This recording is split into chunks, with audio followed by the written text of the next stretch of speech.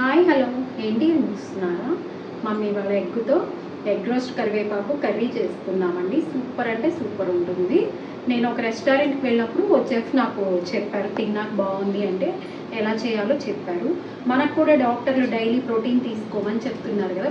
ప్రోటీన్లో మనకు పన్నీరు, ఎగ్స్ ఇలా ఉంటాయి కాబట్టి డైలీ ఒకటే వేలో తినాలంటే చాలా కష్టంగా ఉంది. ఈ ఐటెం నేను మీకు చేసి చూపిస్తాను, చూసేద్దాం, వచ్చేయండి.